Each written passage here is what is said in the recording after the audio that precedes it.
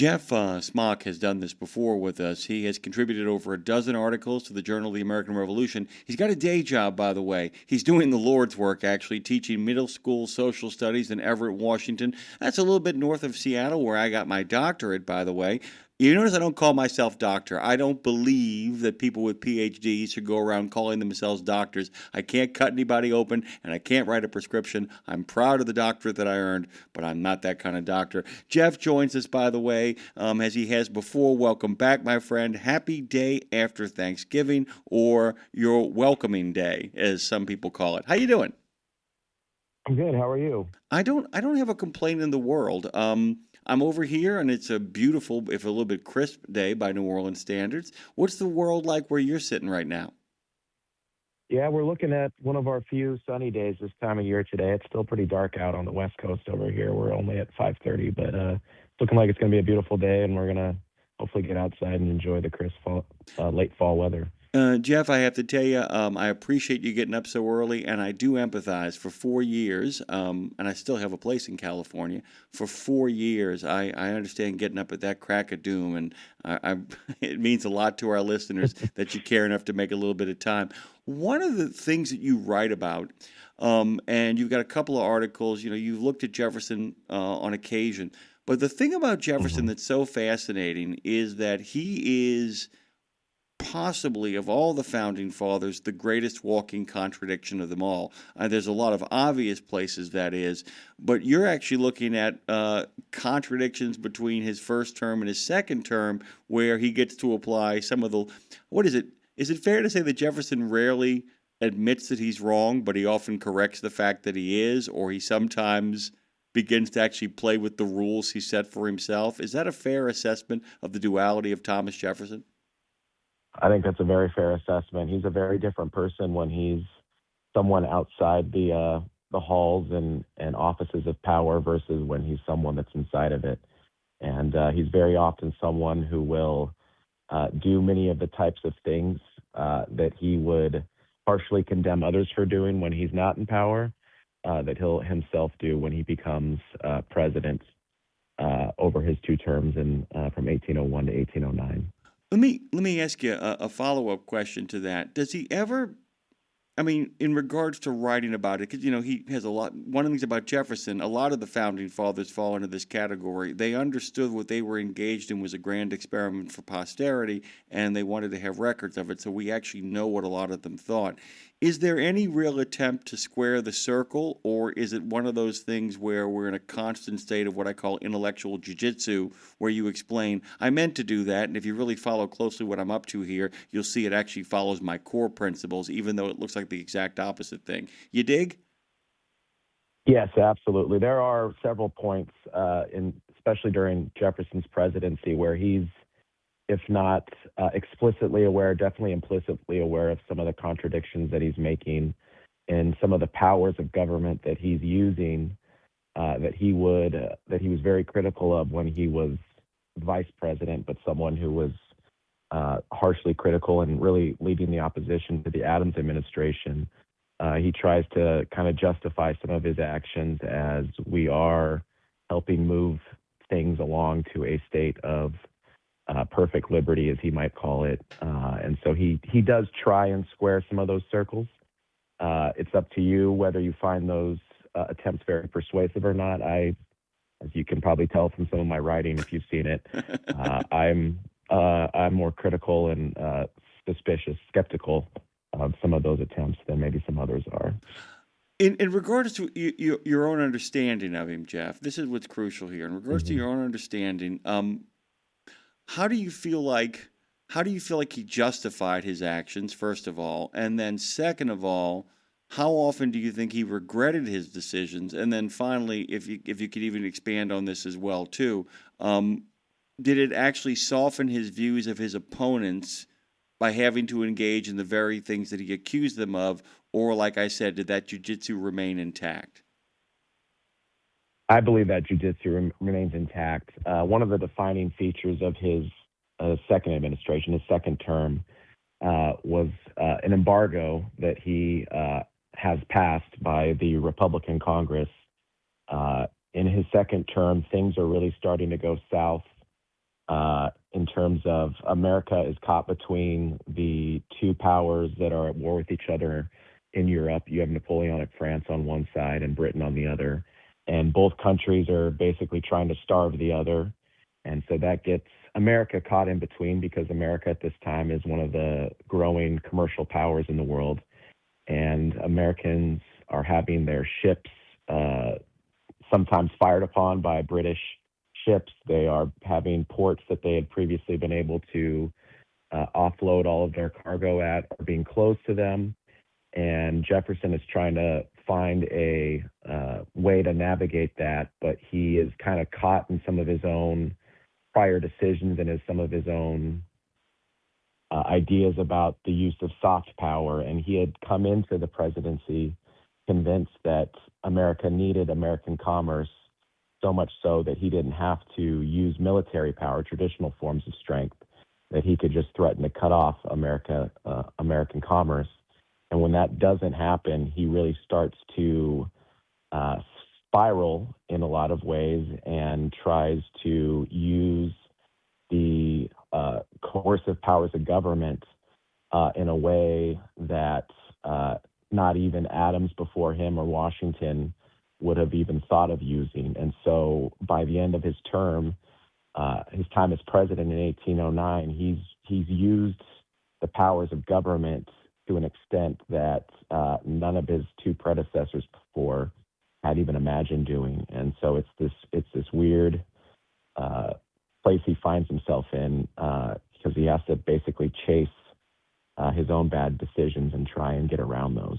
The other thing I was kind of curious about in regards to the remainder of his life once he leaves the presidency, if anybody who then inhabits the office after he leaves it engages in any sort of overreach, I think that part of the jujitsu is, you said he liked being out of power more than almost in power, in the sense that it allowed him to be the fantasist version of himself, to kind of to be the student of the Enlightenment. Did it blunt any sort of effort to criticize any of the people that followed him? Because it's like, hey, pal, I don't know if you checked, but you managed to make a $15 million purchase without consulting anybody. You just kind of moved forward with that, and you slapped an embargo over here, and you turned the certain elements of the presidency into a giant velvet fist.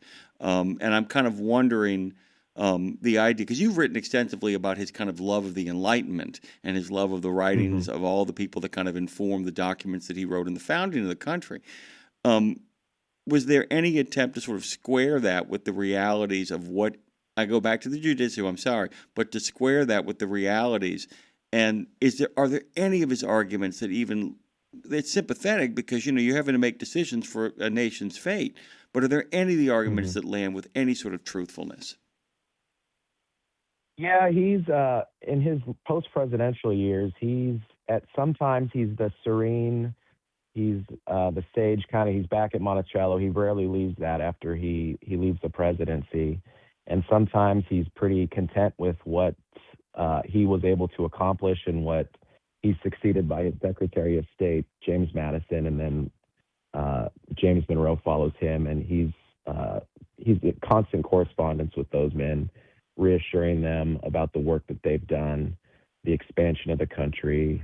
He is someone who uses this term of empire of liberty quite frequently. And the country is growing. He's pretty satisfied that he's done the work that's going to put in place a millennium, basically, of human liberty that the United States has helped create.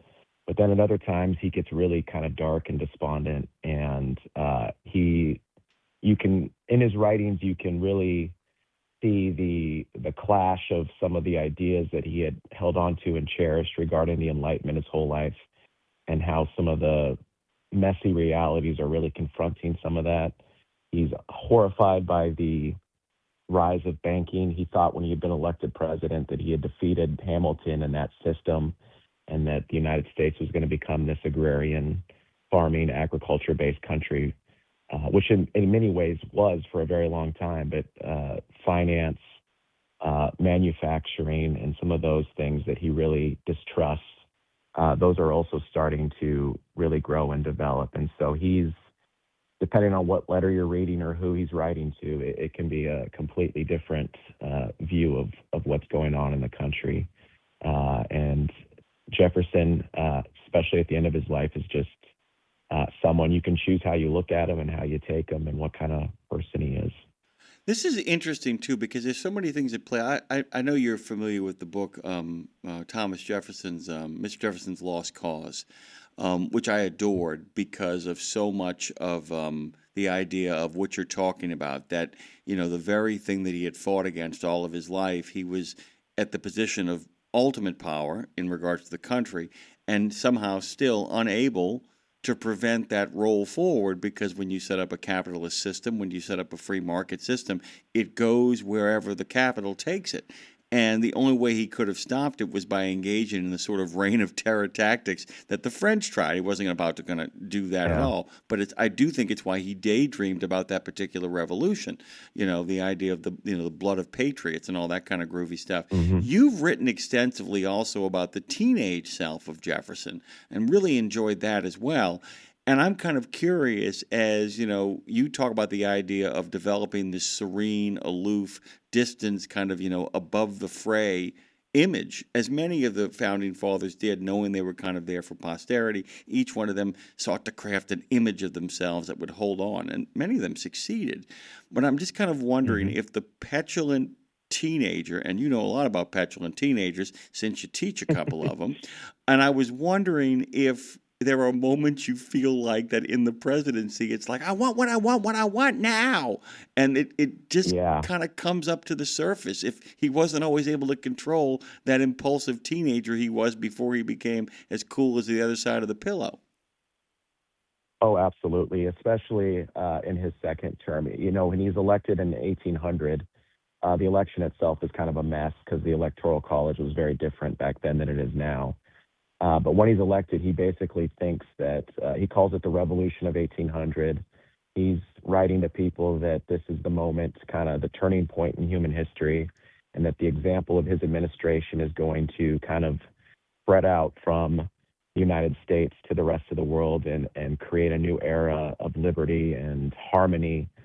And he's pretty smug about the fact that the Federalist opponents of him have basically, through their own infighting and ability to adapt to the more popular age, they've basically destroyed themselves. And then he starts to kind of learn a lesson that many of his successors are going to learn over the subsequent 200 years of American history, is that very often presidents and parties are the victims of their own success. And there is so the Republican Party that he and Madison helped create becomes such a unquestioned force that it starts to divide within itself. And by his second term, he's got Republican congressmen, some of them are from his own state, who are actually calling him out for some of the contradictions and some of the backsliding that they believe that he has done from those principles that he had laid out in 1800 and before. And so when he starts to get carped at by congressmen and office seekers who didn't get the job in the administration that they thought they were entitled to, he slowly kind of starts to retreat within further and further into the executive mansion, what would become the White House. You can really kind of see him turning bitter and petulant, much like he was when he was a teenager and he was chasing a girl who wasn't all that interested in him. And he's just writing to his friends complaining about how miserable his life is. So it's definitely, if you're closing the circle, not squaring the circle necessarily in that sense, yeah. I often wonder sometimes, I'm jumping really far ahead, if in some ways the presidents, as long as they are of cognitive ability, the presidents who are dying in office may be the best ones to kind of be there, because there's a sense of, I can't remake the world because I can't save myself. I just keep thinking about the fact that it's like, that line from Moby Dick about the shroud of the sea rolling on as it had rolled on for 1,000 years, is that the nation, the currents of the nation, even at that time, compared to how big we are now, it's still a vast space. It's still an unwieldy, monstrous entity that just takes on a life of its own, and anybody that sits in that thing becomes like Ahab. I mean, master of the ship, but the ocean itself just continues to kind of roll on. And either you come to peace with that in the presidency, or it roils you. It sounds like it roiled him. I wasn't aware of how deeply frustrated he was when I was first growing up, until I got to the books and the historical kind of documents and realized this is a very frustrated man for all of his accomplishments. Hmm. He's a deeply frustrated president. Is that fair? Yeah, absolutely. Yeah, he's by his last year or two in office, he's all but mentally checked out of the job. He's nothing has gone kind of according to plan. He assumed that his victory, as I said, would kind of just introduce this new state of harmony, and it's pretty messy out there. He's got congressmen fighting back. He's got New England. The Federalist Party itself is mostly gone at this point, but there's enough of it left that it's still really carping at his heels. He's got the rumors swirling around about his relationship with Sally Hemings. And he's ready to go back to his mountain and get away from some of those messy realities that really contrast and conflict with the more idealistic side of his views of the world. And so that's something that he does throughout his life, is whenever the messiness of reality kind of invades into his self-created fantasies, basically, his fight or flight reflex is definitely more towards the flight impulse. And so he's really ready to get home and get out of Washington by the end. Yeah, I've often wondered if his correspondence with Adams at the end of his life is the best that Jefferson can muster by way of an apology. The idea that it's like, my God, I criticized you so much and gave you so much grief, and just loved kind of throwing, peanuts at you from the safety of the worst job on the planet, the vice presidency. Yeah. That once I got there, I'm like, oh my God, how did John put up with this? How did he get through this? Because I'm having a heck of a time kind of making my way through this to the other side as well. I'm curious, as we find out more, as we find out more about the time period. I always love the fact that nothing has changed, right down to your own party members going like, what happened to you, man? This isn't the band we heard at the American Legion Hall. What happened to you, dude? I mean, there really is a sense of that, right? Oh yeah, it's commonly said that you campaign in poetry and you govern in prose, and no one is more no one struggles with that dichotomy more than Jefferson does, and the members of his own party. And when you get to a second term, you also just have the issue where people in your party start to look toward their own futures and start to imagine a future after you have left office. And I think that's one part that he also struggled with too, is that he, as popular and as respected as he was, and as he would continue to be after he leaves office, Jefferson also struggles with the fact that he's got a bunch of pygmies under him, basically, who are kind of trying to fight for jockeying for position after he's gone. And he prefers his Secretary of State, James Madison, as his successor. And a lot of people in his party and his coalition prefer others, specifically Monroe. And so he's dealing with that as well. And so a lot of the reoccurring themes that we see in American politics up to the present really start to first present themselves during Jefferson's second administration. By the way, guys, if you go to allthingsliberty.com, you can find Geoff's articles. He's got a really good one, too, that actually involves Jefferson about yellow fever. I wonder if you could kind of give people a preview of that, because I'd love them to read that as well. Did yellow fever save the United States? Is actually, the name of the article. Just give people a sense of that and Jefferson's reaction to it. Well, that idea pops up in one of those infamous letters between Adams and Jefferson after both men have retired back to their homes in Massachusetts and Virginia.